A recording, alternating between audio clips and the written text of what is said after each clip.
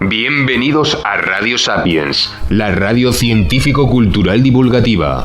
Radiosapiens.es.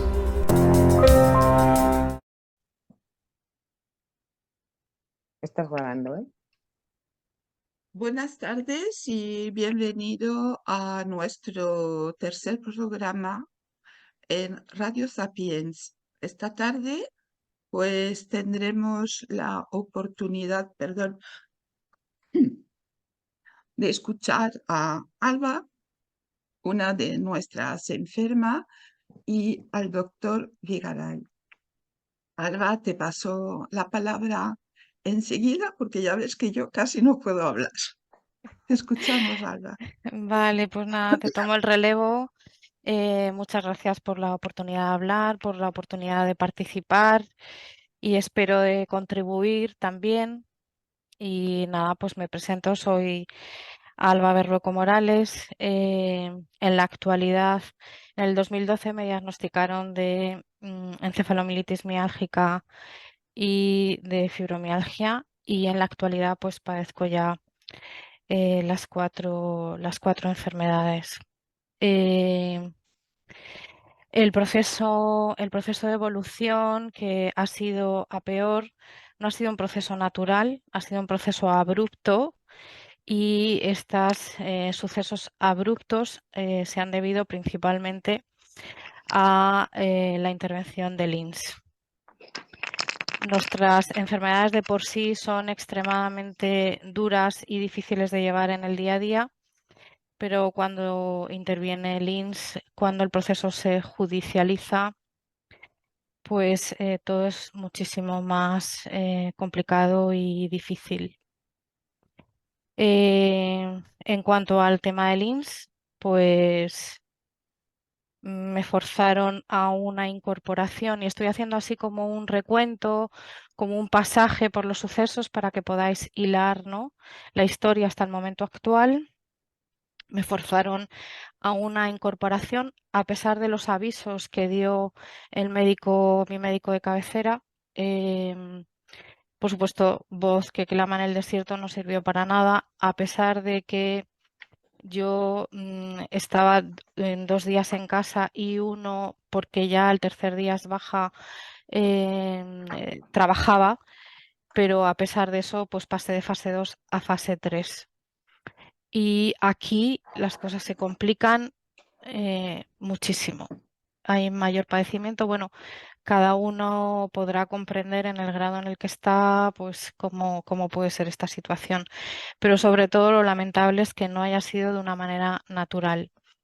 Mi doctora, en aquel momento, la doctora Suárez Segade, que durante 25 años ella es la que realiza la prueba de esfuerzo para valorar la incapacidad funcional en la encefalomielitis miálgica y bueno, pues que estudió fisiología para comprender o intentar comprender la extraña fisiología que tenemos los pacientes de encefalomielitis miálgica.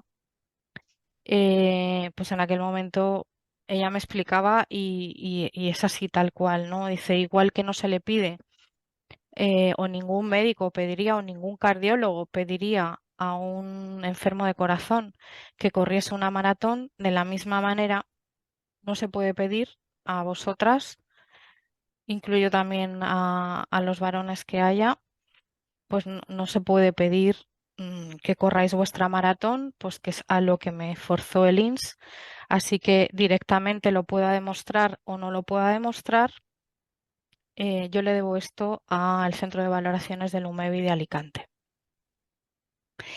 Y es un suma y sigue. Bueno, conseguí en el juzgado la incapacidad.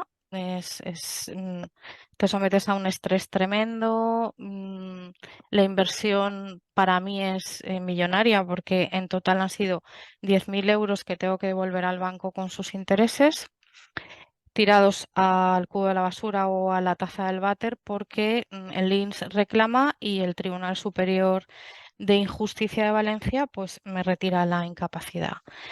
A partir de ahí, aunque ya tenía síntomas de sensibilidad química, debuto de una manera tremenda con la sensibilidad química y bueno, en sucesivas pruebas médicas por descuidos me voy intoxicando y en estas intoxicaciones fuertes pues aumento de grado, con lo cual pues hay mayor aislamiento, mayores dificultades para estar con otras personas, mayor sensibilidad y reaccionas a muchísimas más cosas, ¿no? Bueno, pues recientemente, por supuesto, el INS es como el coco, ¿eh? Que te dicen que viene el coco. Bueno, pues con el INS hemos topado. El INS, por supuesto, sigue ahí porque la sentencia del Tribunal Superior de Injusticia de Valencia fue vinculante para mi ayuntamiento, quiere decir, obligaron a mi ayuntamiento a rehabilitarme como funcionaria, siendo que ya estaba jubilada por enfermedad y, y bueno, pues lo que se han derivado de ahí pues han sido bajas, porque es que no hay muchas más opciones. El ayuntamiento sí pidió a la empresa de riesgos laborales que valorara mi situación. La empresa de riesgos laborales pues emitió un informe diciendo que no, el certificado de aptitud era no apta para el trabajo. Ah, eso lo sabe todo el mundo, ¿no? Saben todos mis médicos, todos los especialistas, el ayuntamiento, la empresa de riesgos laborales, todo el mundo menos el INS. Entonces, bueno, mi ayuntamiento sí me pide y ahora me voy a meter más de lleno con la última experiencia con el INS, que ha sido con un inspector, lo que llaman el tribunal médico, ¿no? Que, bueno, no sabemos si existe o no existe, eso es un misterio. El caso es que te valora un inspector médico. Mi ayuntamiento me pide al INS una valoración de incapacidad permanente. Entonces, bueno, pues yo lo solicito al INS y entonces me llaman para la valoración y le comento a la administrativa que me había llamado para la cita que, bueno, con lo de la sensibilidad química, que tengo que llevar una máscara, pero que entro en disnea porque había padecido pues una gripe COVID o no sé, porque yo debería haber ido por lo menos a un servicio de urgencias y no lo quise hacer en ningún momento, aunque estuve con disnea, con pitidos desde el primer momento y todo, o sea, fue un proceso muy complicado, pero claro, ¿cómo vas a un hospital a que te intoxiquen más, no? Y, y bueno, pues así lo pasé, pero lo que pasó, lo que se derivó de eso, de ese proceso, fue que no toleraba la máscara porque entraba en disnea. Tengo disnea de esfuerzo, insuficiencia respiratoria severa y bueno, pues entraba en disnea y claro, yo lo manifesté ahí, les dije que... Y de hecho creo que en la solicitud que mandó a mi abogado solicitó que me vieran, o sea, que examinaran mi expediente con toda la información que tenían en el programa en el que ellos utilizan, el Abucasis. Aunque yo tengo la atención médica a través de Asisa, me había molestado en que le llegara al médico de cabecera pues todos los informes, todas las pruebas, todos los diagnósticos nuevos, todo, absolutamente todo él lo iba registrando. Y el abogado pide esto porque también desde el COVID se está viendo a gente, se está valorando la incapacidad, muchas veces sin ver físicamente al enfermo o al trabajador. Curiosamente, mi abogado, que bueno, que se le conoce bien en Fibroprotesta, es que yo lo he conocido a través de Fibroprotesta, afortunadamente, Ángel García. Claro, pues en ese momento tenía dos casos de dos enfermas, una enferma a la que quería a toda costa que la vieran físicamente y otra, que era yo, a la que quería a toda costa que no la vieran físicamente. Y se cambiaron los resultados. A la que quería que vieran la valoraron sin verla y a la que quería que no vieran porque lo necesitábamos así, pues se empeñaron en que me valoraban físicamente o archivaban el caso. Incluso el administrativo que me llamaba y se comunicaba conmigo me dijo, yo no sé por qué se han empeñado en que usted venga aquí. No sé por qué, decía ella, dice, porque claro, usted se puede intoxicar, o sea que... Y bueno, pues se archivó y hubo que volver a solicitarlo el 2 de enero y pasé la inspección el 26 de febrero, lunes. Eh, bueno, a mí me parece, o sea, me pareció bastante rocambolesco. Me encantaría tener alguien que tradujese lo que pasó ahí porque no termino de comprender muchas cosas, ¿no? Pero bueno, básicamente llegamos en ambulancia de Cruz Roja y baja una persona del UMEVI, un administrativo, porque yo estaba dentro de la ambulancia, yo no veía, pero escuchaba, y entonces le dice al conductor y al acompañante de la ambulancia, le dice si era yo, que si era yo, le dicen que sí. Dice, bueno, voy a avisar que ella ya está aquí y que le avisen cuando tenga que subir, que preparen el sitio y que le avisen cuando tenga que subir.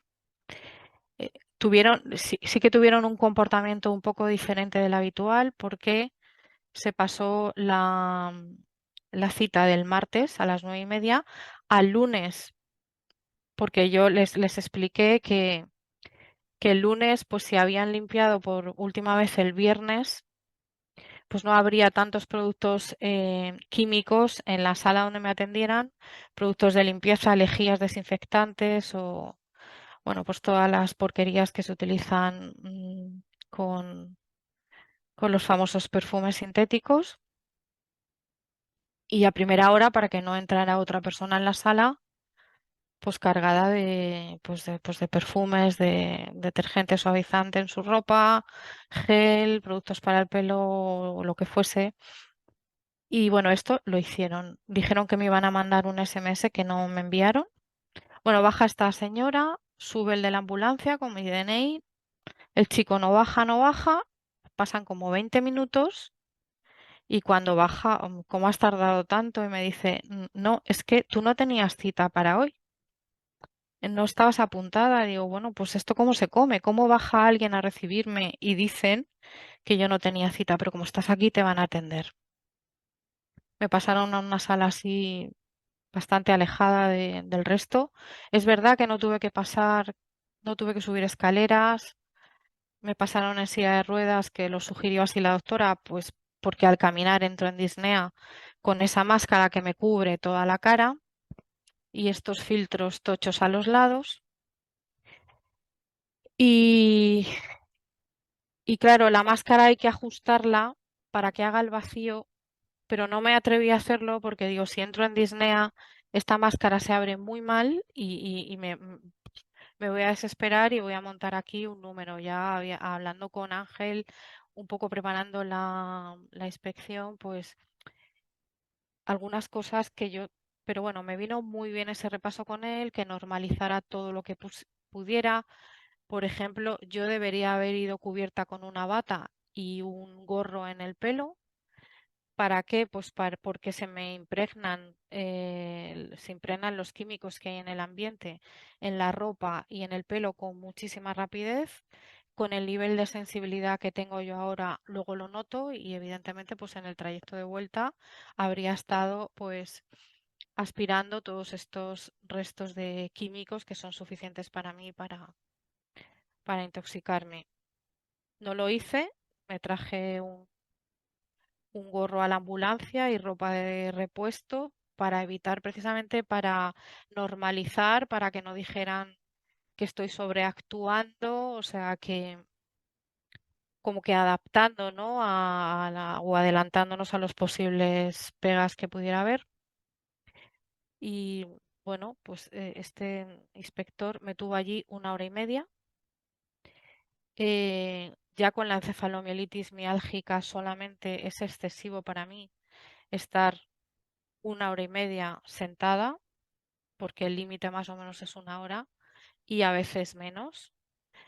Es un exceso porque te están preguntando todo el tiempo lo mismo, a ver si te pillan en un renuncio, sabes que te están evaluando, examinando, a ver, es una situación evidentemente de estrés y tensión, pero si le añades lo de la máscara, me la tenía que sujetar con la mano.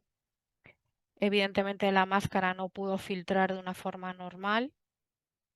Y cuando salí de allí, pues me ardía la garganta, me abrasaba la garganta, los pulmones, el estómago, me dolían los pulmones. Bueno, todavía no me he recuperado y no me he recuperado tampoco eh, anímicamente, ¿no? Este señor se puso a escribir en un folio con un lápiz, se le rompió la mina y entonces llama y pide un bolígrafo.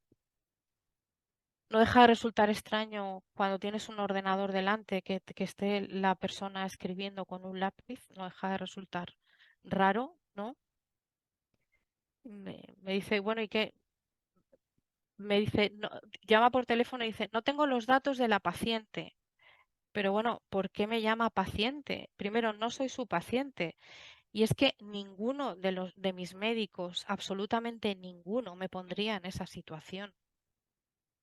Entonces, no sé por qué me llama paciente. Sinceramente me sorprende, ¿no? Esa denominación. Me empieza a hacer como una historia, como si yo estuviera delante de un médico normal, hiciera una historia o anamnesis desde un principio. Me dice cuáles eran mis primeras enfermedades, le digo que desde los 5 meses de edad, con el cambio de alimentación, ya no tolero la alimentación normal. Y entonces me dice, ¿y qué le decía a usted su médico? ¿Qué le decía a su médico? Y claro, yo le digo, bueno, yo, por referencias de mi madre, claro, con 5 meses de edad, ¿qué te va a decir el médico, no? Bueno, evidentemente no os puedo contar toda la entrevista. Sí que hubo algo que, bueno, me llamó la atención porque dijo que si le quería decir algo y le pude explicar un par de datos importantes de la prueba de esfuerzo, porque es un marcador objetivo de la encefalomielitis miálgica, ya me pareció eso como un milagro. Pero sinceramente, después de esa hora y media que me pareció totalmente innecesario, creo que hasta ir allí yo físicamente era innecesario. Sales de allí que no sabes lo que ha pasado, muy bien, no sabes lo que va a pasar contigo, te quedas en espera, pero sobre todo salí de allí. Yo es verdad que soy muy mediúmnica, que soy como una esponja y desde que estoy enferma y aislada más, con el sentimiento profundo de que yo era una carga allí donde estuviera, que era una carga para mi ayuntamiento, que era una carga para mi familia, que era una carga para el Estado y que qué sentido tenía mi vida, ¿no? Y si verdaderamente tenía que continuar o no continuar con ella, puesto que ahora tenemos la eutanasia, ¿no? Sinceramente, no sé hasta qué punto ese pensamiento viene de mí, que no digo que no, o es lo que este señor estaba pensando y que yo capto y me impregno y o lo que pensaban todos los pobres enfermos que estaban allí, los pacientes, como él decía. Y bueno, pues viene, claro, ahora viene el intento de desintoxicación, pero no solo desintoxicación física, ¿no? Cuando llegué a casa enseguida me puse el oxígeno, me estaba haciendo baños con sal, en fin, no, no solo la desintoxicación física, sino la desintoxicación anímica, ¿no? El bajonazo, bueno, pues el vivir en permanente amenaza a tu integridad física, porque, como no, tienen el poder de obligarte a hacer lo que tu paciente no puede, entonces estás con tu integridad física amenazada, aunque sea un derecho constitucional. Y bueno, no lo veo esto muy terapéutico, no lo veo realmente que pueda generar, pues ni siquiera mantenerte en el nivel en el que estás o que pueda generar algún tipo de mejora. Pero bueno, este médico que me llama paciente, pues evidentemente eso es algo que no va a considerar, ¿no? Y bueno, aquí estamos en espera, como en espera de muchas otras cosas, en espera del veredicto. Yo lo que sí que sé es que ellos están blindados penalmente y se pueden permitir este tipo de negligencias médicas sin que tenga ninguna consecuencia para ellos.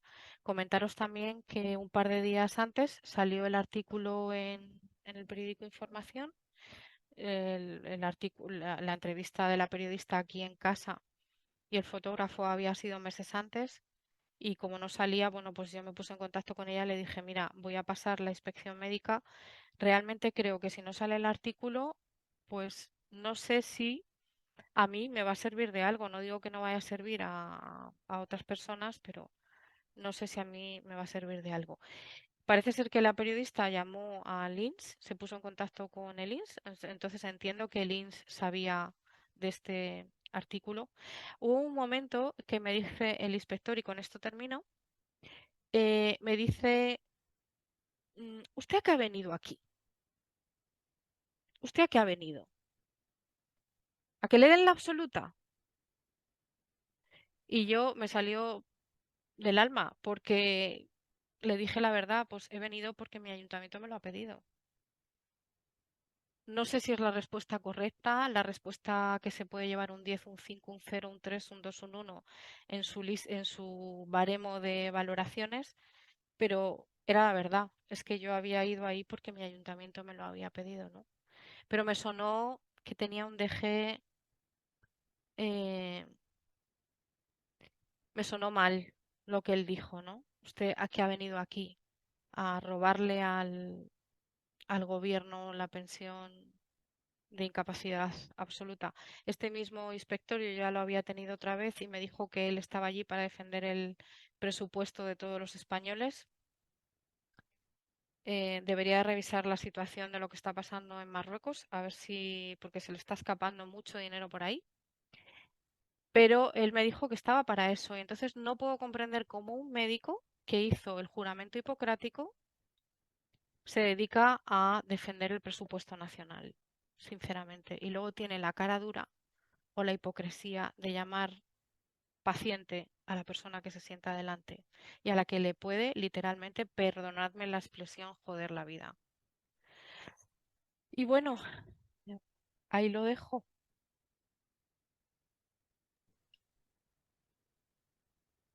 Suerte, Alba. Pues La verdad muchas, es que es tremendo. sí, Muchas gracias. muchas gracias, Alba. Si De nada. quieres, sigues escuchando el programa o te acuesta. De todas formas, ya te lo pasaremos si quieres oírlo. Sí, Gracias. escucharé, si va a hablar el doctor Vigaray, pues le escucharé. Me encantaría que diera su opinión de por qué me llaman paciente los inspectores. Bueno, esta pregunta no estaba prevista, pero a ver si el doctor Gigaray la Sí, puede contestar. si él quiere. Buenas tardes, Buenas, Alba. En primer lugar, un fuerte abrazo y todo mi gracias, cariño. gracias. No es difícil ponerse en el pellejo de terceros en situaciones como la que me encuentras, como la que cuentas, perdón. Ah, la verdad es que el conjunto de tu historia, pues, estremece y es muy triste saber que no eres un caso aislado. Sin duda. Eso es un botón de muestra Sí. de otros muchos casos Mm, donde, a diferencia de lo que suele ocurrir, que existe presunción de inocencia y hay que acreditar las culpabilidades, se da efectivamente. la vuelta a la tortilla y aquí hay que demostrar la inocencia. Sí.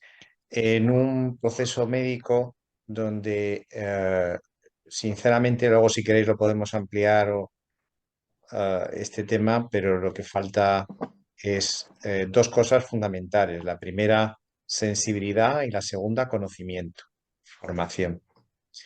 Exacto. Y bueno, yo lamento mucho todo lo que transmites, lo que cuentas. Y bueno, lo de utilizar la palabra paciente, pues es parte un poco del argot, por así decirlo, donde, bueno, pues probablemente el colega pues ni siquiera realmente está interiorizando lo que está pasando, ni la implicación que va a tener para ti todo esa palabra y todo lo que ocurrió en ese día que tú has descrito perfectamente. Yo incluso me quedé con la sensación, es que yo no los puedo asegurar, pero no descarto que todo lo que pasó allí fuera una burla, una, una pantomima y una burla. Em, Me pregunto si el veredicto ya estaba dado, porque en él no he conseguido captarlo, pero en la anterior inspectora lo capté perfectamente y de hecho ella no se cortó ni un pelo en prácticamente manifestarlo. O sea, entonces yo sé que en la anterior inspección el veredicto estaba ya dado y era que me iban a incorporar. Bueno, ya sabemos cómo ellos hacen y todo, pero en este caso no puedo poner la mano en el fuego, pero tampoco puedo sacarla de si realmente desde el principio al fin no fue una burla, porque a mí sinceramente me lo parece, que te llamen paciente me parece una burla, aunque puede ser una costumbre del argot y la falta de conciencia se revela en el verbo de la persona también, ¿no? Pero el hecho de que tengas un ordenador y que te pongas a escribir eh, repitiendo lo que yo decía con un lápiz y un papel en el siglo XXI, en la época de los ordenadores, y que se te rompa la mina y entonces tengas que buscar un boli, en fin, sabiendo que su paciente no debía de estar demasiado tiempo allí. Pues sinceramente, sí, no puedo descartar que no sea una burla de principio a fin, ¿no? Bueno, Pero Bueno, gracias. no, simplemente Alba comentarte, es que por desgracia, tanto en lo que se refiere a las evaluaciones como en lo que se refiere en un sentido más amplio a la asistencia que recibís, yo esto lo he comentado más veces, es fruto de un sistema, de un sistema y, y bueno, muchas veces los profesionales se incorporan al sistema. Algunos a lo mejor se ponen, como parece que es el caso en ocasiones, pues la medalla correspondiente o el escudo del sistema, pero realmente también te digo que hay muchos colegas que son sufridores del sistema, muchísimos, muchísimos. Un sistema donde me da lo mismo que sea el canal público o el canal de las compañías de seguro, ah, faltan los recursos humanos y económicos suficientes para que la atención médica, sobre todo y en general, no solamente hablando de vuestras patologías, en lo que se refiere a la patología crónica en general, el paciente no tiene el tiempo que necesita, vosotros necesitáis mucho tiempo, y segundo, como decía antes, en vuestro caso en particular, el conocimiento donde vamos con falta de tiempo a la receta, a la prescripción y a quedarme con el pedacito que atañe a mi especialidad o a mi incumbencia. Y es que es un mundo muy diferente atenderos como personas, como enfermos y viendo todo lo que os ocurre, porque todo tiene un sentido cuando se valora en su integridad, a cuando se va viendo pedacito a pedacito en 5 minutos, 10 minutos, y es el sistema, desgraciadamente, como funciona. así es verdad. Muchísimas gracias por la aportación, porque a mí me ha servido ¿cómo diría? De consuelo, no sé, de esa pomada que te calma el dolor, ¿no? Pues agradezco mucho tus palabras y simplemente por esto yo siempre le digo a Harmony que encantado lo que necesite, yo siempre que pueda colaboraré, pero ya por esto desde luego merece la pena lo de esta tarde, sin ningún tipo de duda. Muchas gracias, doctor. Y ya, bueno, le dejo con las demás. Voy a quitar la imagen y sigo escuchando Bien, Muy al bien. doctor. Muchísimas de gracias acuerdo. por todo. Encantada. Bueno, pues pasamos a las preguntas que han mandado algunas enfermas. Nuria de Elda nos pregunta cómo es posible que a estas alturas aún no se sepa nada de estas enfermedades, y más aún cuando en la mayoría de los casos son genéticas y ya vienen niños detrás. Bueno, son dos preguntas en uno realmente, o dos temas en uno, Sí, ¿no?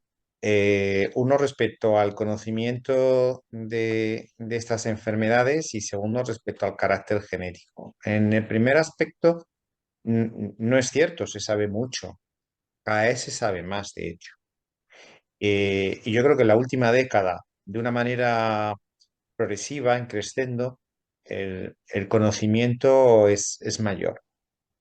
El que tengamos mayor conocimiento no implica que tengamos todavía respuestas a los muchos interrogantes que tienen las enfermedades respecto a su origen, su curso, sus tratamientos y por supuesto quedan muchos interrogantes. Pero no estoy de acuerdo con que no se sepa nada, se sabe mucho. Otra cosa es, y vuelvo a mi intervención anterior, que el conjunto de la profesión conozca respecto a todos estos avances. Desgraciadamente, son avances que exigen un seguimiento respecto a estos procesos, que no siempre es sencillo, una formación que desgraciadamente es muy cortita respecto a estas patologías y además con un sesgo erróneo. Y eso es lo que condiciona que la mayor parte de los pacientes, cuando acuden a sus médicos, tengan esa sensación de que no se sepa nada. Pero eso no es realidad. Es decir, la ciencia ya sabe bastante respecto a estos procesos. Y en segundo lugar, no está eh, avalado el carácter genético. A mí me gusta hablar más del carácter tal vez familiar. Es cierto que hay algunas evidencias en este sentido, el carácter familiar, lo cual puede implicar condicionante genético o no, no obligatoriamente, ¿no? Y evidentemente es una de las muchas líneas de investigación e interrogantes abiertos, como decía anteriormente. bueno, más preguntas de Nuria. Pregunta cómo hay personas que pueden vivir con con las 3 o 4 enfermedades con 100 síntomas más definidos o indefinidos. Y esto es la pregunta que hacemos normalmente, y salida del corazón, y Nuria también la hace. ¿Cuántas muertes han de ser causadas por el enorme sufrimiento que tenemos?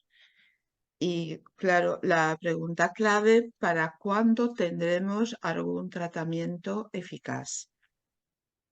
También son varias preguntas en una.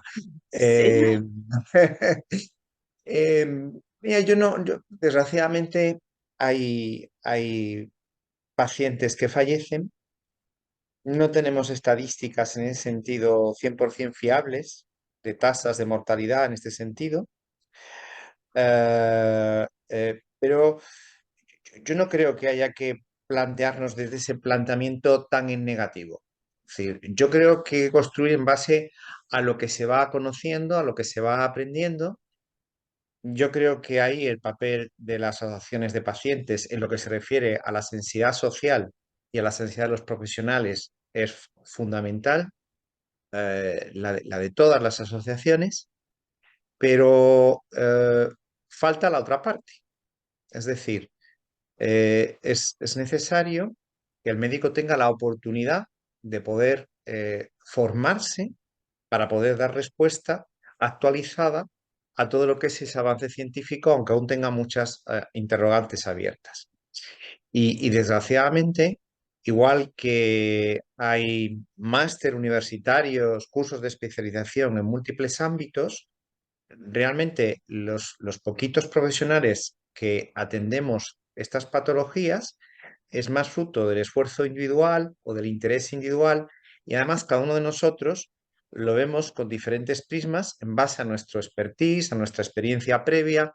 Y aquí lo que se necesitaría realmente, posiblemente, es que, bueno, pues los diferentes profesionales que estamos vinculados a estos procesos, de alguna manera hiciéramos un esfuerzo de crear un foro profesional que fuese el embrión, tal vez, para cursos o máster de formación para colegas que quisiesen formarse.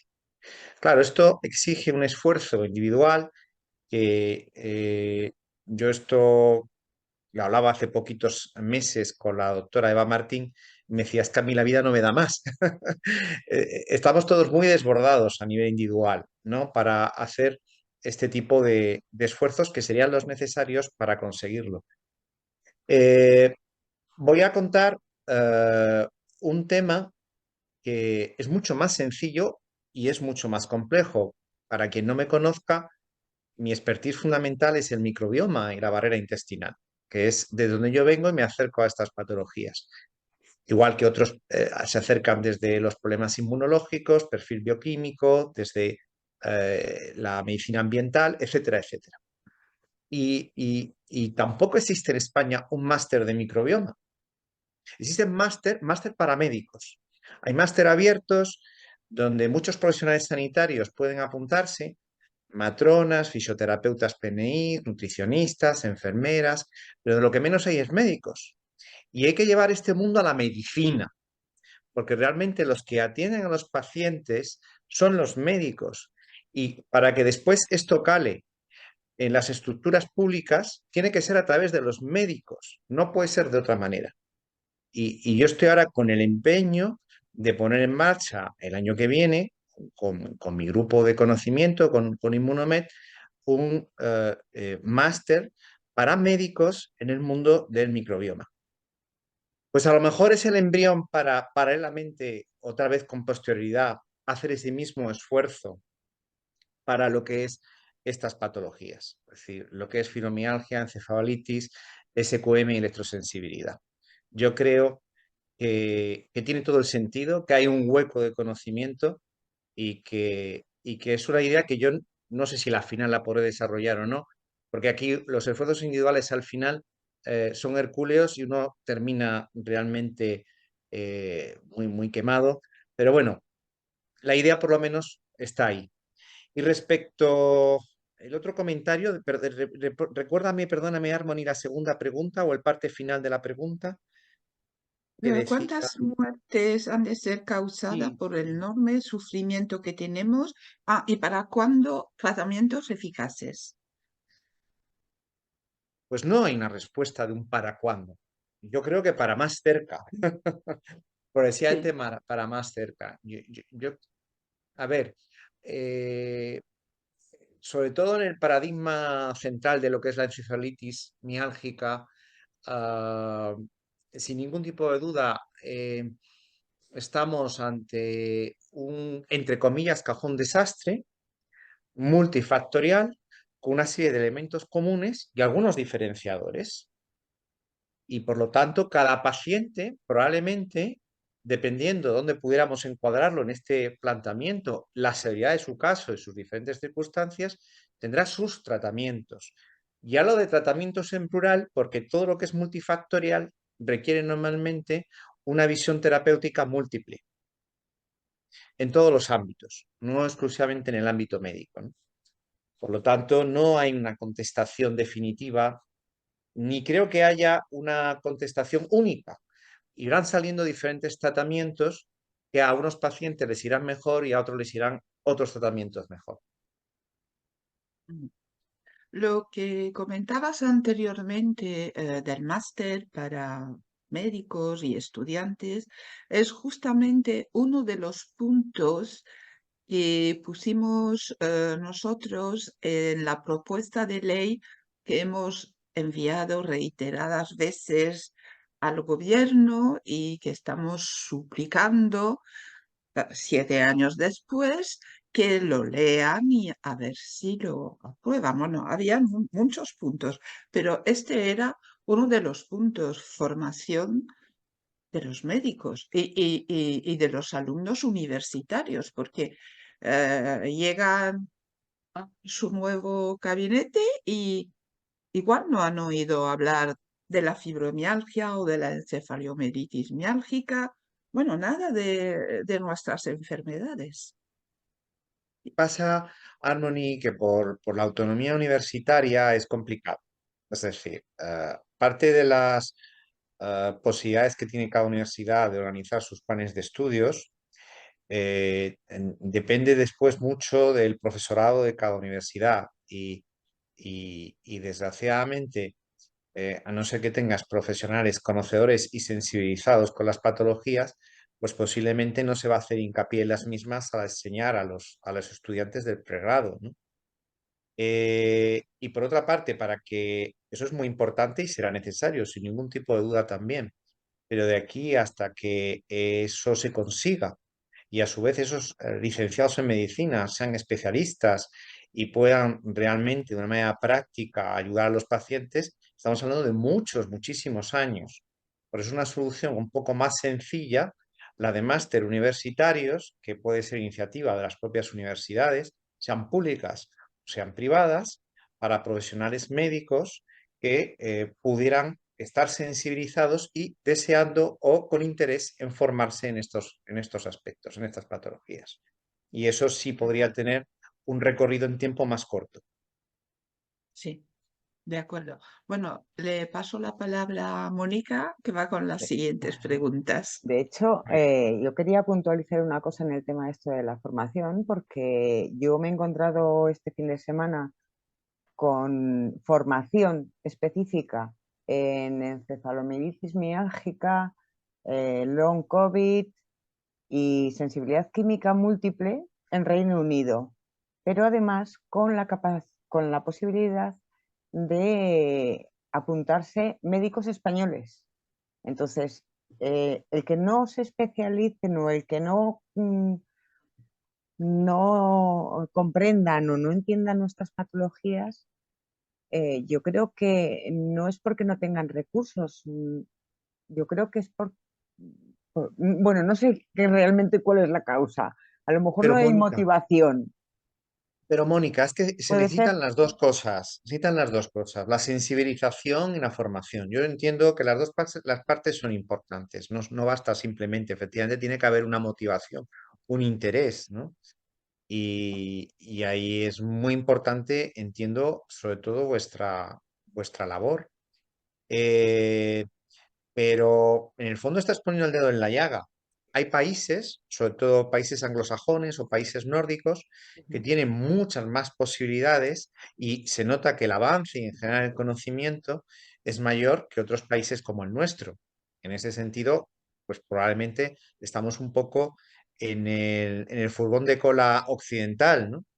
Entonces, bueno, está bien, pero no deja de ser eh, posiblemente para que un profesional tenga conocimiento de un máster específico que tienes que hacer en el Reino Unido, aunque sea online y demás, tienes que tener mucha, mucha, mucha motivación, mucha sensibilización. No es tan sencillo. Tenemos que hacer algo un poquito más accesible y más cercano, si es posible, a los profesionales que tenemos aquí en España. vale. De todas Bueno, maneras, cualquiera de estas cosas podemos opinar y darle vueltas. eh, por mucho que tengamos nosotros o los médicos que nos dedicamos a atender estas patologías o vosotras tengáis interés y intentemos siempre apoyarnos en este sentido, en cualquier caso es hercúleo el esfuerzo. Es muy complicado. sí, la verdad es que es una dura batalla. Es complicado, sí. Bueno, pues la primera pregunta que nos hace Azucena es referente a la aparición de la fibromialgia. Tiene un componente hereditario. ¿La varicela o el herpes zóster influyen genéticamente, puedan estar nuestros hijos más expuestos a estas patologías? Esto creo que lo ha contestado ya Yo antes. creo que lo he Vamos. contestado antes, yo creo que estamos hablando de componente familiar, yo creo que está muy acreditado el papel que tienen las infecciones, más común sobre todo las víricas, pero no solamente las víricas. pero no podemos decir todavía hoy por hoy que estamos hablando de una enfermedad hereditaria, ni muchísimo menos. Sí que hay una cierta prevalencia, ¿no? Sin duda, a nivel familiar está muy claro, pero el tema familiar no solamente es el tema estrictamente hereditario, ¿no? Es decir, el contexto ambiental me está modulando y haciendo que tengamos diversas... La propia expresión génica, lo que se llama la epigenética, es fundamental en este sentido. Y desde el mundo que yo vengo, por ejemplo, por un ejemplo, está súper demostrado que en el mismo núcleo familiar hay similitudes en el microbioma, ¿no? Lo cual me está condicionando ese carácter también familiar. Igual que hay una transmisión materno-filial desde el embarazo entre el microbioma materno y el microbioma infantil. Es, es más complejo, no es una cuestión exclusivamente de decir que porque sea familiar sea hereditario. Ya, ni genético ni nada por Eso el es. estilo, efectivamente. ¿Y los virus como el COVID que se mantienen latente en el intestino influye a la hora de la encefalomielitis miálgica? Aquí Bueno, ya yo vamos creo, entrando un poco en el tema de la microbiota, ¿no? bueno, vamos a ver. Los reservorios de COVID, bueno, es un tema muy discutible. Tampoco se puede decir claramente. Sí hay algunas evidencias en este aspecto, pero no creo que sea realmente en ese sentido ese reservorio el tema fundamental. Hay que entender que las infecciones en general y las infecciones víricas, por su prevalencia en particular, tienen un papel desencadenante comprobado de estos procesos. En tanto en cuanto se está produciendo, hay un estímulo de la inmunidad innata. Para que todo el mundo lo sepa, tenemos dos tipos de respuesta inmune, la llamada inmunidad innata y la inmunidad adquirida. La primera es la que se desarrolla en una primera instancia frente a un agente patógeno frente al cual no nos hemos expuesto con anterioridad, y la adquirida es la que se desarrolla una vez que nuestro sistema inmunológico ha reconocido y sabe que ese agente es malo, es un patógeno y hay que actuar frente a él, ¿vale? Para que todo el mundo más o menos lo pueda entender.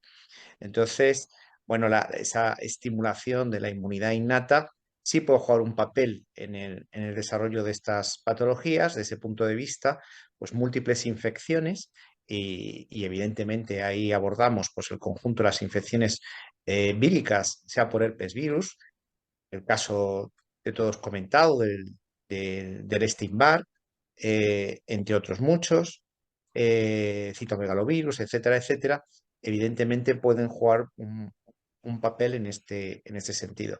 Y además, ese papel de la inmunidad innata está muy vinculado con lo que antes he mencionado de la parte de microbioma, es decir, nuestro sistema inmunológico aprende de acuerdo como sea nuestro microbioma en los primeros meses. Se habla de los 1000 días, incluyendo desde la gestación. Es decir, estamos hablando de los primeros 2 años en vida, ¿no? Y, y bueno, no tiene nada que ver que tengamos un microbioma poco resiliente, frágil, poco diverso, poco abundante, donde nuestro sistema inmunológico aprende mal, ¿eh? Y condiciona un mayor riesgo de una respuesta en la inmunidad primaria defectuosa ante después las diferentes infecciones que podamos tener a lo largo de nuestra vida. Ya os decía que esto es muy multifactorial y esto es una visión, entre otras muchas, que puede condicionar, sobre todo en algunos fenotipos del proceso, en algunos pacientes. Sí, bueno, pues es un poco la tercera pregunta, me dice Azucena, ¿no sería conveniente,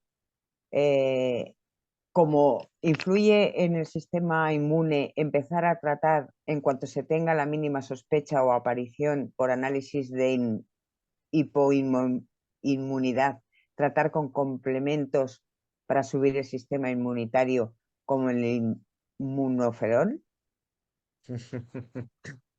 Muy Bueno, complicada, ¿no?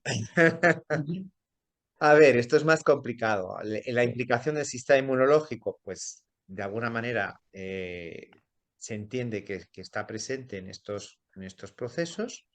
es cierto, y el sistema inmunológico depende de lo que he dicho en relación con ese microbioma que sea más o menos resiliente y por lo tanto más dúctil, más o menos riesgo de que se altere y por lo tanto genere después respuestas inmunológicas anómalas no deseables. Aquí es fundamental en este sistema inmunológico la barrera intestinal.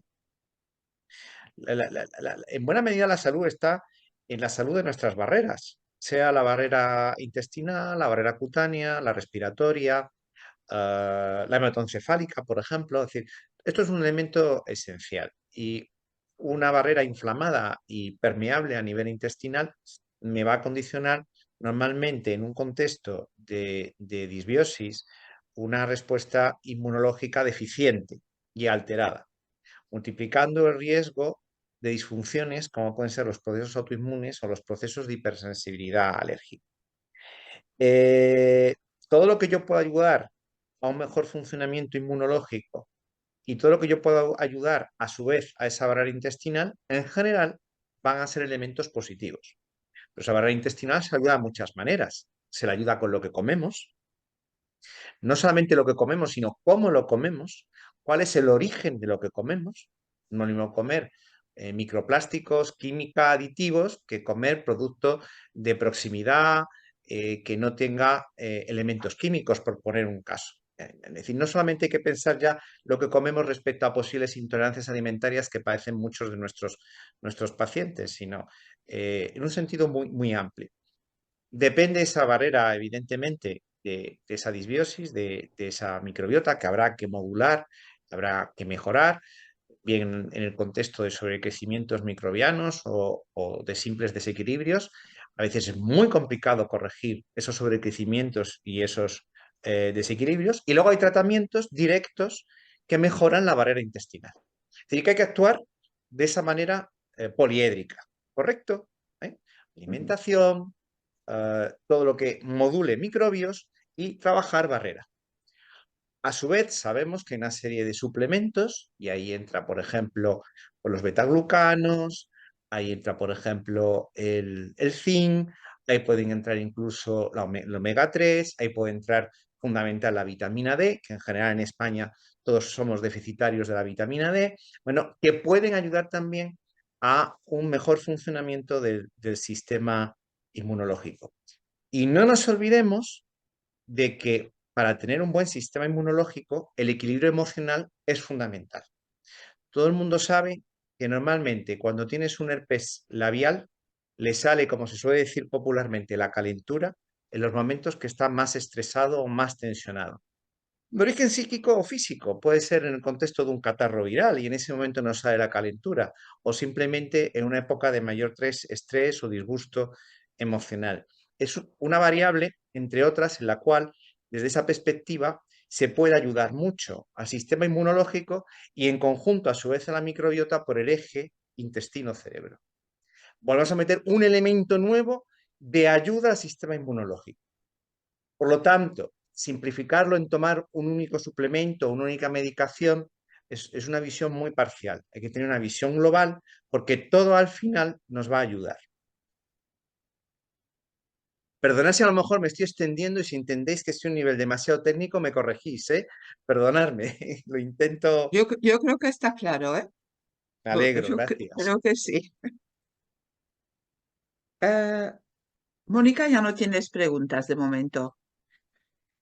Bueno, pues yo tengo una pregunta larguísima de Mar y la voy a hacer en 3 partes porque si no nos perdemos. Los entrevirus, especialmente el virus de Coxsackie-B y el virus de Epstein-Barr, han sido objeto de estudio en relación con el síndrome de fatiga crónica, MI-CFC. Se ha sugerido que podrían desempeñar un papel en el desarrollo y exacerbación del MI-CFS en algunas personas, pero aún no hay consenso definitivo en la comunidad científica sobre su contribución exacta a la enfermedad. ¿Qué opina? Que aquí no hay consensos. ni acuerdos exactos, prácticamente nada. Es decir, según la visión y el expertise de cada profesional que nos acercamos a estas patologías, ah, eh, tenemos una consideración diferente. Es decir, que estamos en un mundo sin consensos claros todavía, eso es una realidad. Hay mucho conocimiento, hay un volumen de conocimiento grande, pero tal vez porque faltan los foros profesionales adecuados, pues no se han establecido, como ocurre en otras muchas patologías, consensos y protocolos. Entonces, vamos cogiendo un poco a retazos. Estos virus, ya lo he comentado antes, ¿pueden jugar un papel? Yo creo que sí. Como otras muchas infecciones, pueden jugar un papel, sin ningún tipo de duda. Ese es el criterio mío y de mi equipo y de otros muchos profesionales, contestando de una manera lo más tajante posible a la pregunta que me estás planteando. Ujú. Mar sigue preguntando si puede haber consenso y pueden ser estos y otros, bueno, lo has contestado ahora, los desencadenantes de la encefaliomelitis miálgica. Son desencadenantes, pero los desencadenantes da a entender que serían los únicos desencadenantes. Y yo no creo que sea así. Es decir, yo creo que Ya. hay desencadenantes víricos, pero hay otros agentes infecciosos que también pueden jugar un papel. Y aquí este tema que encima hay mucha más controversia todavía que la de los virus, que es, por ejemplo, el caso de la borrelia, ¿no? Y la posibilidad de que tengamos un Lyme, porque según el expertise y la experiencia de cada profesional que nos dedicamos a este tema o de cada grupo de investigación básica, pues es un tema menor o es un tema fundamental y prácticamente todo el mundo es etiquetado de Lyme, ¿no? Vosotros lo sabéis perfectamente a lo que me Sí. estoy refiriendo, ¿no?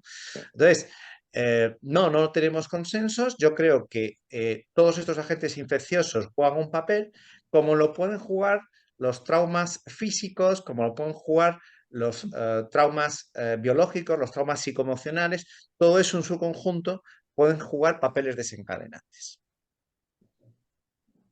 Mar sigue preguntando si se ha investigado por qué algunos enfermos diagnosticados de encefaliomelitis miálgica también padecen el síndrome químico múltiple.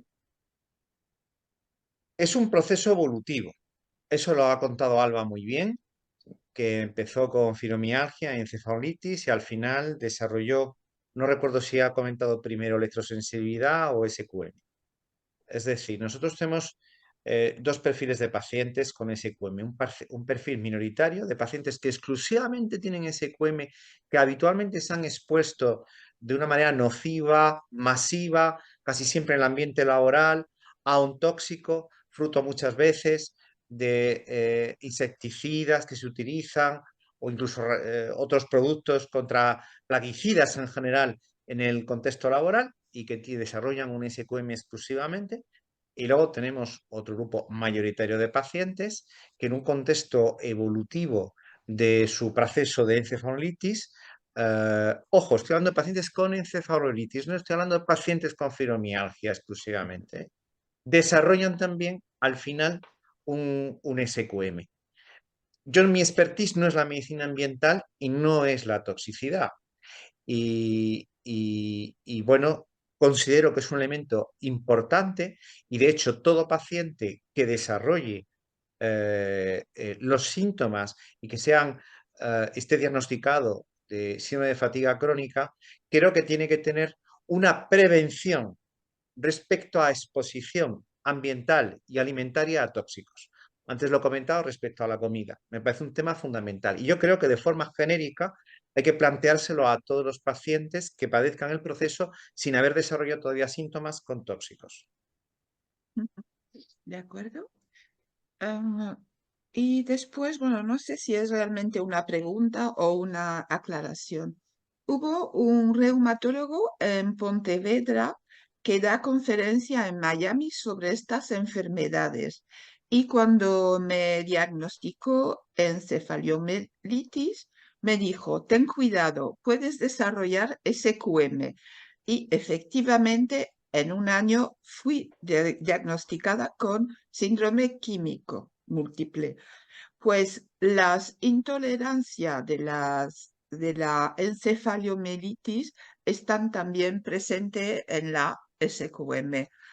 Es más o menos lo que nos ha Es dicho lo que he dicho, en el curso anteriormente. evolutivo suele ocurrir, por eso hay que prevenir y por eso hay que tratar lo más precoz que se pueda con todas las herramientas disponibles, sea a nivel dietético, a nivel suplementación, a nivel psicoemocional, a nivel de tratamiento también paliativo, etcétera, etcétera. Con todas las opciones disponibles hay que intentar, por lo menos, paralizar la evolución del proceso, intentar una mejoría evidentemente clínica y prevenir, por supuesto, el desarrollo posterior de un SQM.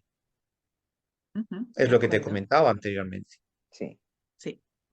Bueno, pues Mónica, ¿te toca? Pues no sé si yo no tengo más preguntas, porque todas las demás preguntas las tenía para Carlos Marx. Pero bueno, Ya, pero Si me yo voy queréis a, yo, preguntar, yo voy a preguntar otra cosa. Yo voy a preguntar otra cosa. Es no, si interesante. Sí, sí, puedes allá voy. preguntar lo de Hay, Carles. hay por aquí más cosas que nos han pasado por el otro foro que voy a exponer. Es interesante que pacientes de COVID prolongado y encefalomielitis miálgica se hagan la prueba de la microbiota. Esta prueba no está en la seguridad social o por la privada es muy cara. ¿Qué especialista se encarga de interpretar esta prueba que profundiza mucho más en los detalles? Mónica, voy a ser muy, muy bestia. Esta prueba la vemos 4 gatos, hablando en Vale, plata. pero hay que decirlo también. 4 gatos. Posiblemente estás hablando con el profesional que más test, el médico que más test de microbioma ha valorado y ha hecho en los últimos años en España.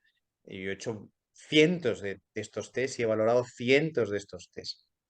Y mira, voy a traer aquí un debate del año 2023, justo por estas fechas, principios de marzo, en el Congreso Nacional de la SEMIPIP, la Sociedad Española de Microbiota, Probióticos y Prebióticos.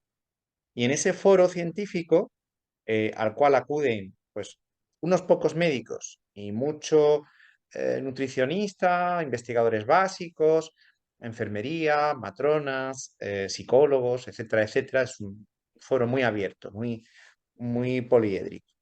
Bien, hubo un debate pro-con que se suele producir en los congresos médicos donde se produce una defensa de un X, lo que sea, y unos argumentos en contra de ese mismo tema.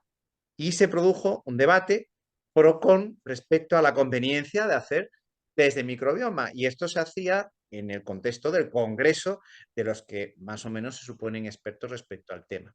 Y fue un debate encendido en el cual yo defendí el uso de los test. Pero al mismo tiempo que defendí el uso de los test, valoré los argumentos contrarios. Aquí no se trata de un test que sea la panacea, ni muchísimo menos.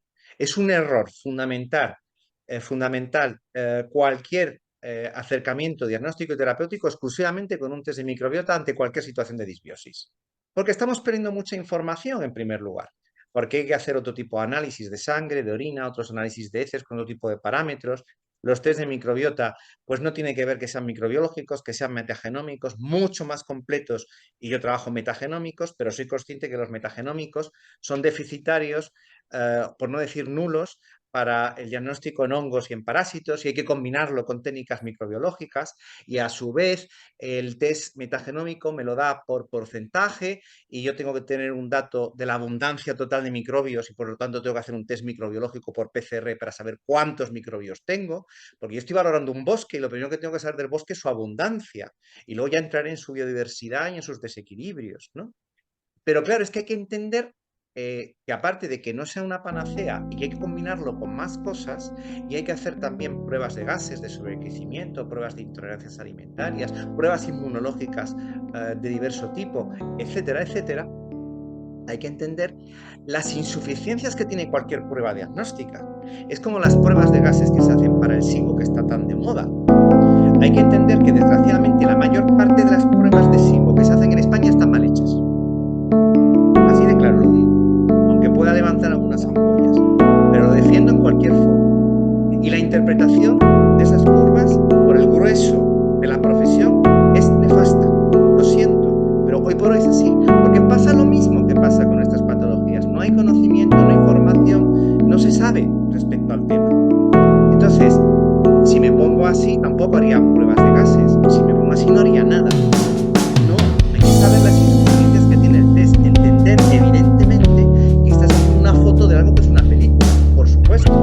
Pero también tienes que saber que el microbioma, sobre todo dependiendo de que sea mucho o poco resiliente, al final, aunque está condicionado por muchos factores, las grandes tendencias de un microbioma vuelven a dar la cara. Como yo suelo decir a mis pacientes, la cabra tira al monte y al final suele pasando lo mismo, vuelve lo mismo, entre comillas, ¿no?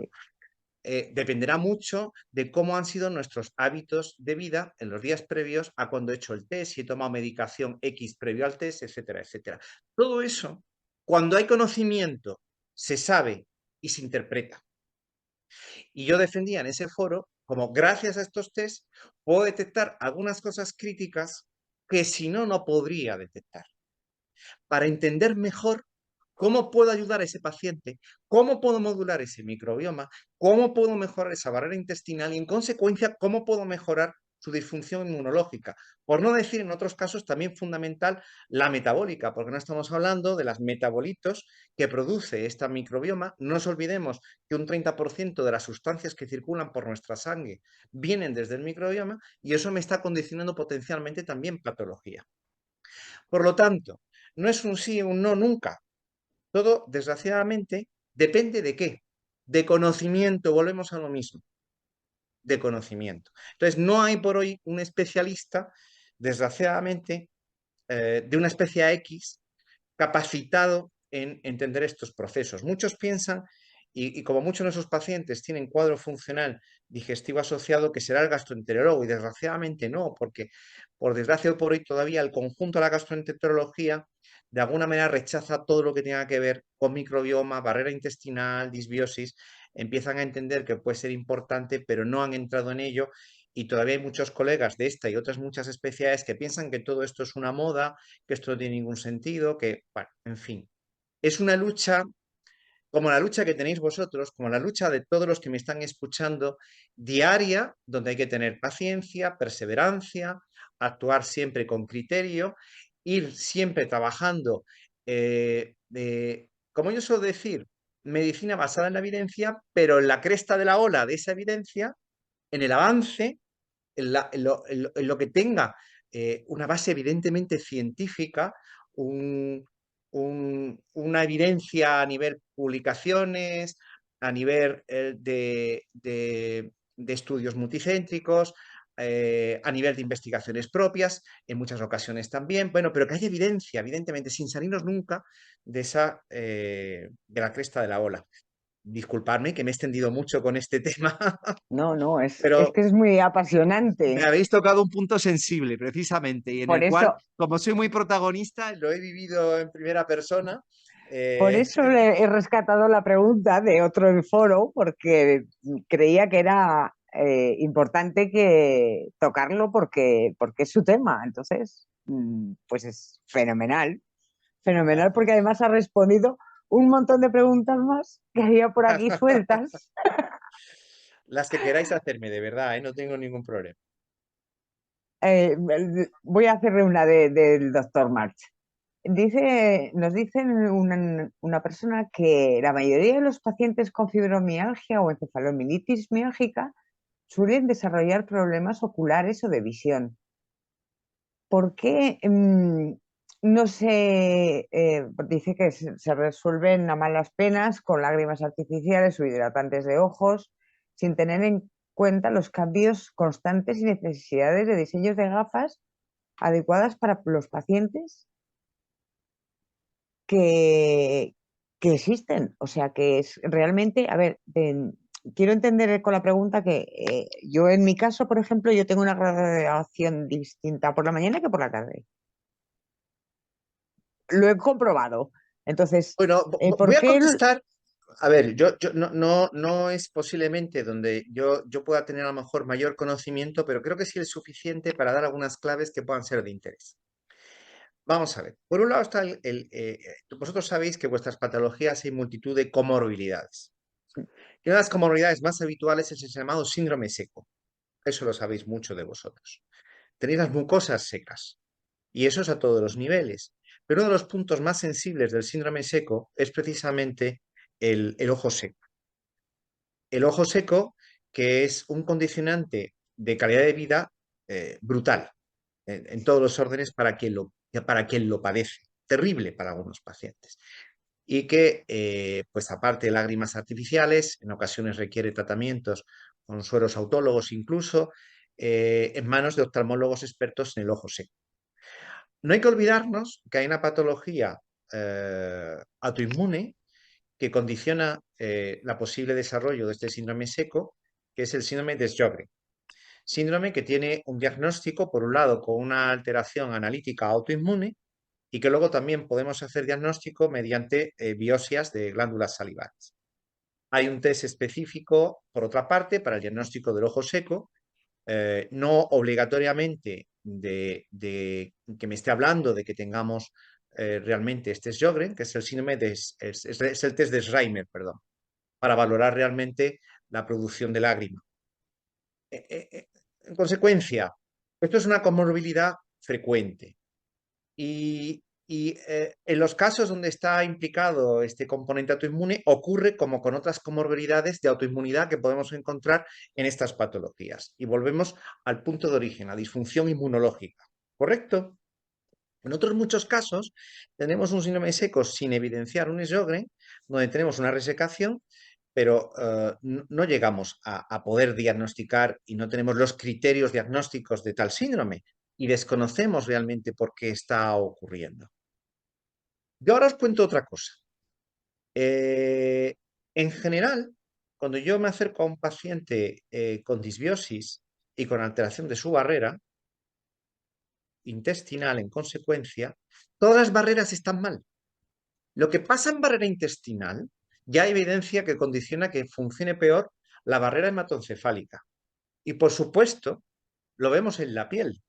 No es lo mismo la piel cuando tenemos intestino bien o lo tenemos mal y barrera intestinal bien o la tenemos mal. Ya se habla incluso del eje intestino-piel, igual que se habla del eje intestino-pulmón. Hay una relación entre el conjunto de las barreras. De ese punto de vista, puede haber una conexión mediada fundamentalmente, muy probablemente por el sistema inmunológico, por lo cual puede haber una conexión y justificar la comorbilidad. Pero voy a ir más allá. Ayer mismo llegó a mis manos, yo tengo varios buscadores para revisión de últimos artículos y demás, hacía una presentación a mi propio equipo. Ahora vamos a lanzar un proyecto con el grupo Vitas de unidades de microbioma en toda España. Vamos a empezar pasado mañana, precisamente aquí en Madrid, con la primera unidad. Y bueno, he incorporado nuevos profesionales, he incorporado psiquiatra, neurólogo, reumatólogo, digestivo, dermatólogo, prácticamente todas las especialidades las hemos incorporado para esta unidad. Y hacíamos una revisión de lo último, en lo cual, en lo que es este expertise nuestro, se ven alteraciones de la microbiota prácticamente en todos los ámbitos. Por decir una anécdota, se veía cómo podía haber una alteración de la microbiota del disco intervertebral detrás de las hernias discales, por ejemplo. Curioso, ¿no? Por supuesto, ¿qué decir de la microbiota endometrial y el papel que puede tener en fertilidad, por ejemplo? Y así sucesivamente. Pero yo decía, no he encontrado así nada que me llame mucho la atención respecto a una alteración de la microbiota, entre comillas, ocular. Y ayer mismo leí un artículo muy interesante que comentaba cómo se había visto en algunos casos de patología retinaria de origen genético, como por ejemplo la retinosis pigmentaria, ¿vale? Había una alteración de la permeabilidad intestinal que permitía la traslocación de algunos microbios de nuestro intestino hasta el ojo y jugaba un papel fundamental en el desarrollo de la patología. La investigación es infinita, estamos abriéndole al campo, no al campo, ¿qué digo yo? El universo, esto es un microcosmos y todavía lo estamos viendo, como siempre digo, con un agujerito pequeño que estoy convencido que en los próximos años, pues este conocimiento se va a multiplicar, a sentar y extender, y bueno, pues habrá que seguir perseverando y teniendo paciencia. Y siento la extensión en la contestación. No, no, no, no, no, no, que para eso estamos, ¿eh? Para que nos dé explicaciones. Además, le tenemos en primicia y único, así que hay que aprovecharlo. Entonces sí que podemos decir que puede haber una relación con el No lo sistema podemos descartar en absoluto. nervioso, No lo podemos eh, descartar, porque, efectivamente. porque el eje intestino-cerebro está más que demostrado que Ese existe. está totalmente demostrado y ya te os digo que se habla de otros ejes. El intestino-pulmón está bastante afectado y se empieza a hablar, por ejemplo, de ese eje intestino-piel, ¿no?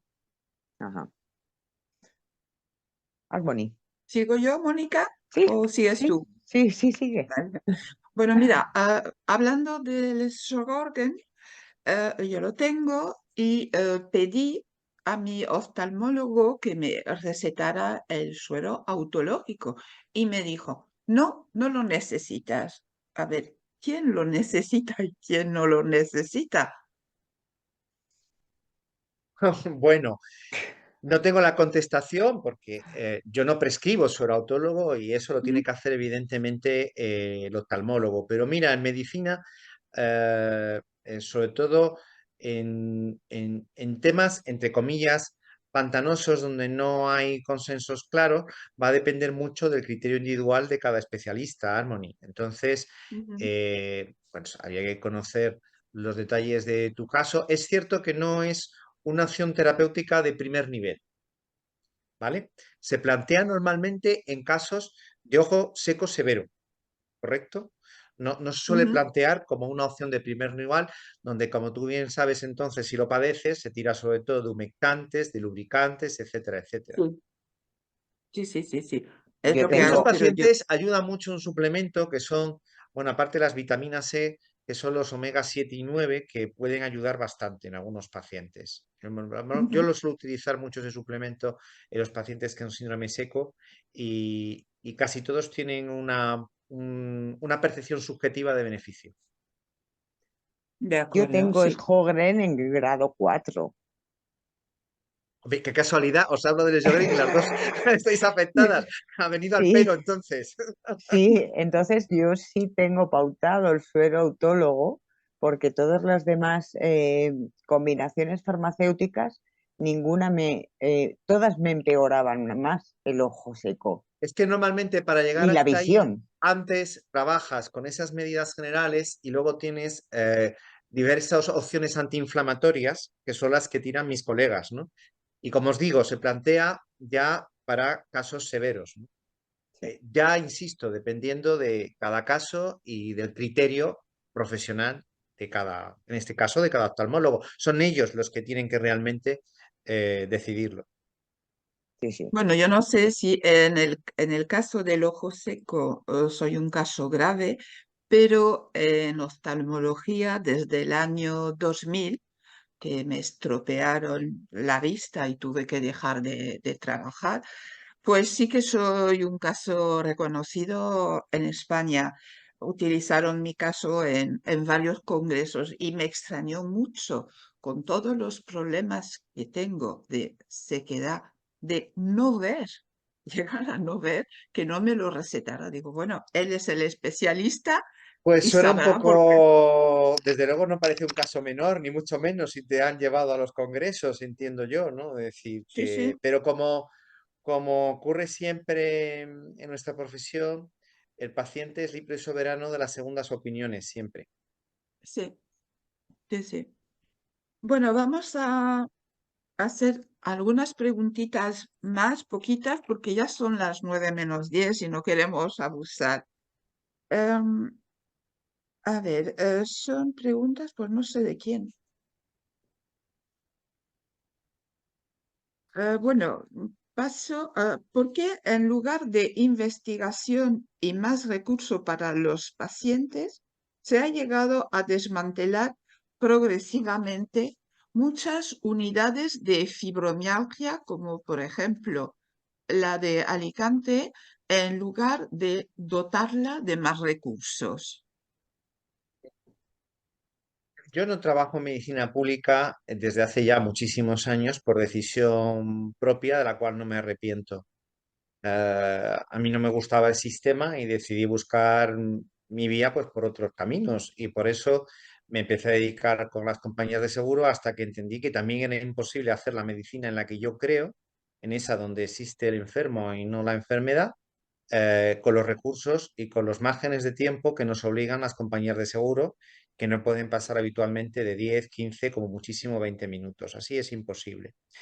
¿Por qué se están desmantelando unidades? Pues no tiene ningún sentido, no tiene ninguna razón de ser, a no ser que haya por medio intereses X, ignoro si políticos o económicos, que estén detrás de esa decisión. Por desgracia, eh, pues en muchas ocasiones priman más esos argumentos que realmente los argumentos médicos. Pero yo soy un gran defensor de las unidades multidisciplinares, sea en medicina privada, medicina pública, y es lo que estoy intentando hacer ahora en el ámbito privado. Es decir, no existe el médico que sepa de todo. No. No, no.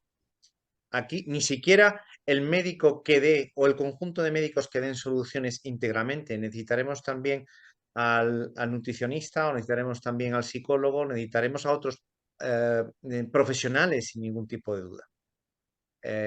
Y eso solamente es el equipo trabajando en coordinación, con protocolos compartidos, con un mismo lenguaje, donde pueda haber un director de orquesta que lleve un poco el peso del paciente sin ningún tipo de duda, eso sí, Ujú. pero apoyándose, pues como hemos dicho antes, a lo mejor apoyándose en el oftalmólogo, como puede ser en cualquier otro especialista, y sobre todo en vuestros casos donde las comorbilidades son múltiples. Sí, sí, sí, sí. Em, siempre la misma pregunta, perdón, la misma persona, desde las unidades de fibromialgia o desde reumatología, siempre se ha dicho a los pacientes afectados de fibromialgia o de encefaliomelitis miálgica que no son enfermedades degenerativas. Sin embargo, también se les ha dicho que tienen capacidad de ir, perdón por la expresión, cargándose órganos. Lo sugirió, según esta persona, el doctor Ortín en la unidad de fibromialgia de San Vicente. ¿Esto es cierto?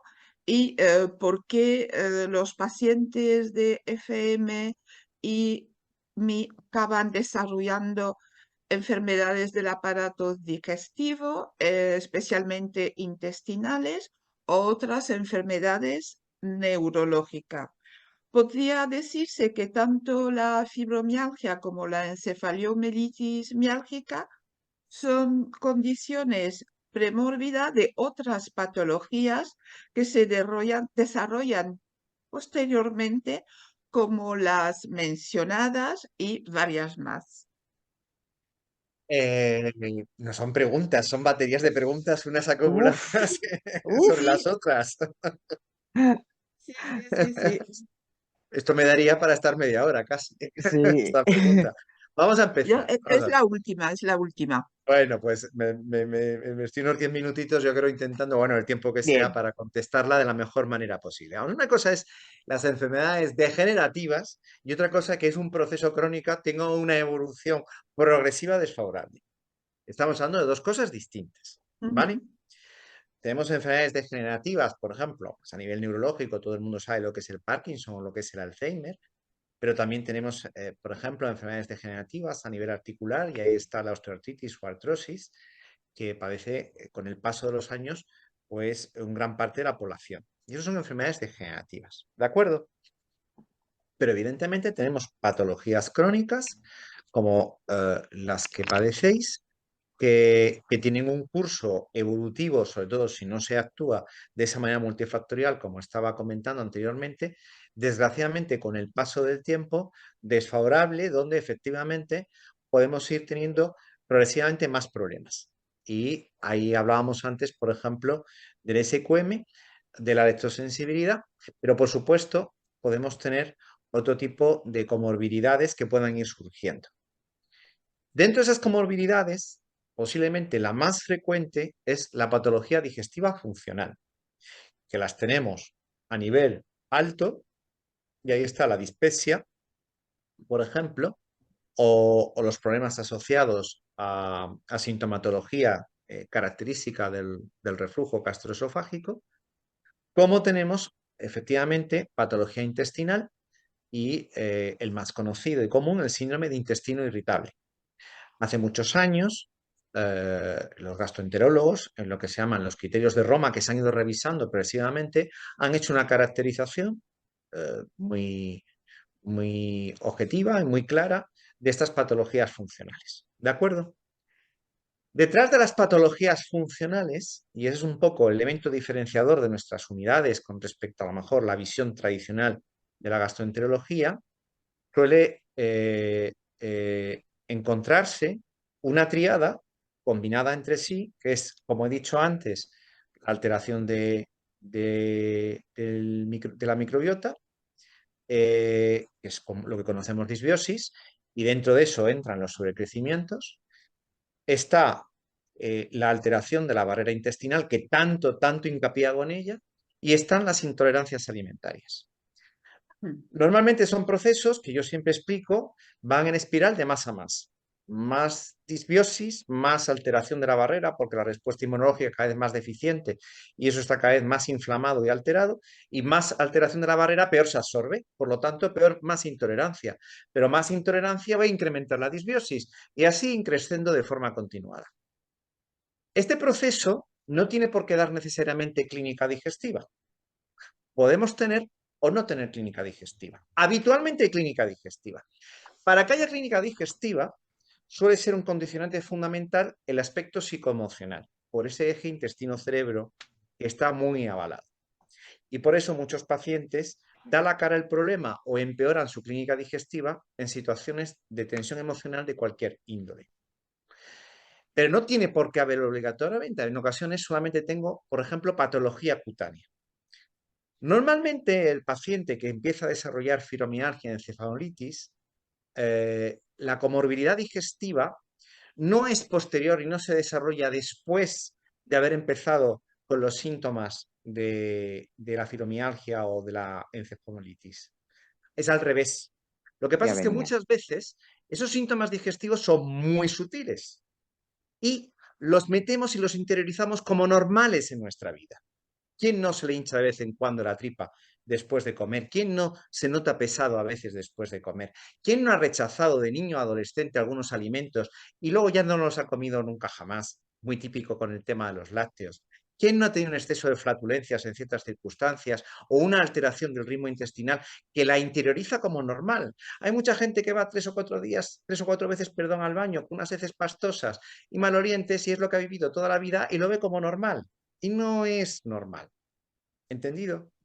Normalmente está antes. Sí es cierto que bien, muchas veces el hito que provoca como desencadenante, infeccioso fundamentalmente, pero también, como he dicho, pueden ser de otro calibre, el desarrollo, el debut de la fibromialgia o de la encefalitis, puede ser también un hito que coincida con que eso que está ahí más o menos larvado de la cara y empecemos también de forma paralela con sintomatología digestiva. Eso también ocurre en ocasiones.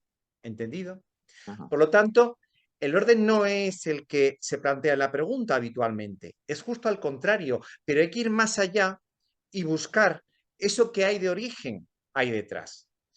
Porque si yo quiero mejorar globalmente al paciente, eso lo tengo que tener en cuenta también. Y mirándolo desde su origen, desde su inicio. Yo muchas veces empiezo a preguntar a los pacientes, pues cómo fue su nacimiento y qué lactancia recibió de pequeño, porque son condicionantes que luego pueden dar la cara y pueden ser importantes. O cuántas amigdalitis tuvo recurrentes de niño, que muchos de vosotros habéis tenido miles de amigdalitis de niños y os han puesto multitud de antibióticos. Ahora se es más parco, pero durante muchos años se ha abusado de la utilización de antibióticos, a veces perfectamente indicados y otras veces no necesariamente tanto, por ejemplo. ¿Vale? En fin, hay que ir un poquito en el más allá para entender lo que está ocurriendo a día de hoy. Por lo tanto, ese es realmente el correcto curso evolutivo de esto que comentaba el paciente. No es que desarrollemos después la clínica digestiva, sí es cierto que ciertas comorbilidades suelen ser paralelas o posteriores y la más característica, como he dicho antes, el desarrollo de un posible SQM y una posible electrosensibilidad. Bueno, me he extendido Sí, un poquito, pero creo que que os he contestado claro sí, para que entendáis cómo es este tema. sí, que no es el huevo, la gallina antes que el huevo, que primero hay algo antes ahí, ya, Pero también es cierto que a veces pero los que procesos son circulares y todo se tiende a retroalimentar. A mí ya, cuando me decís, ¿cuál es la causa de mi proceso? Uf, perdemos mucha energía y pierden los pacientes mucha energía buscando la causa y los porqués en algo donde el conjunto de los profesionales, incluso los que nos dedicamos a ello, no los encontramos. Es realmente a veces un esfuerzo que desgasta mucho al paciente. También soy consciente que encontrar respuestas da paz mucha. y eso es muy importante. Pero es que a veces la respuesta no tiene por qué ser la causa, porque aquí no suele haber relaciones bidireccionales, es una rayita y ya está. Esto es un entresijo de temas circulares totalmente enrollados entre sí, donde hay muchísimos factores de todo tipo que están condicionando al final el desarrollo del proceso. Y eso que no hemos hablado nada de temas como puede ser la alteración mitocondrial que está en la génesis celular de vuestros procesos. ¿De acuerdo? Porque tenemos un exceso a lo mejor de radicales libres o porque hay algunas alteraciones de rutas metabólicas condicionadas también por esas disfunciones inmunológicas, ¿vale? O porque estamos a lo mejor a través de tóxicos o metabolitos potencialmente perjudiciales, origen microbioma, que nos puedan estar afectando y así, etcétera, etcétera. Todo está muy entrelazado, todo está es muy circular. Sí. Y hay que buscar Además, que lo que son inercias negativas, ¿vale? Se conviertan al revés. Intentar que esa espiral que va de más a más vaya, la paralicemos e intentar que vaya de menos a menos. No bajando. círculos viciosos, buscar círculos virtuosos. Bien. Bien. Estaría genial Bueno, que todos los médicos tuvieran esa visión global de lo que es la enfermedad, que no es un trocito de cada cosa, que somos, Claro, pero estamos al principio, el sistema. El eh, sistema. ya, ¿Y qué podemos hacer contra un sistema? Aquí 4 esfuerzos individuales, vosotros como pacientes y unos cuantos colegas o un grupo de profesionales como el nuestro. Bueno, pues hay que perseverar, evidentemente, pasito a pasito y vuestra función de divulgación, de sensibilización, de información es fundamental y nosotros nuestra responsabilidad en ir dando avances poquito a poco, como buenamente se vaya pudiendo, e intentando en lo que se pueda colaborar en esa divulgación y si es posible en un momento dado en esa formación. Harmony, nosotros, nuestro, le cogemos sí, la sí, palabra para el Congreso, ¿no? Lo que queráis. nuestro, Yo os he ofrecido siempre colaborar en lo que queráis Sí, y por supuesto lo sí, mantengo, claro que sí. gracias, gracias. Sí, Cualquier asociación de nuestra, pacientes lo valoro muchísimo en este sentido. Además, como os he comentado, empezamos con este proyecto que empieza en Madrid, pero pretende ser nacional. Y yo pretendo montar en concreto, sé que tenéis en vuestro caso muchos afiliados de la provincia de Alicante. Una de mis ideas es para finales de este año tener en marcha una pequeña unidad tanto en Málaga como en Alicante. Serían las 2 unidades que se montarían después de la unidad de Madrid, que qué bien. empezamos ahora. Muy bien, sí, Y sí. haremos un evento de presentación al que, por supuesto, os comunicaremos porque va a ser además un evento abierto para pacientes después de Semana Santa, en el mes de abril, donde hablaremos del mundo del microbioma, no solamente vuestras patologías, porque hay muchísimas patologías que están vinculadas, algunas pues también muy limitantes y terribles, como puede ser, por ejemplo, pues el autismo, por decir un ejemplo, ¿no? Que es tan importante, ¿no? O la propia enfermedad inflamatoria intestinal, que también está condicionada por microbioma, etcétera, etcétera. Y bueno, haremos ahí un evento abierto para pacientes. Encantado en comunicároslo y en contar con vosotras también. Muchas gracias. Muchas gracias y ya te volveremos a contactar para otro tema o el congreso o para un programa de radio. Quería dar las gracias también a los pacientes enfermos y no enfermos que nos están escuchando y el próximo programa será en el mes de abril. Adiós a todos, hasta pronto. Muchas gracias. Buenas noches. Buenas noches. Gracias.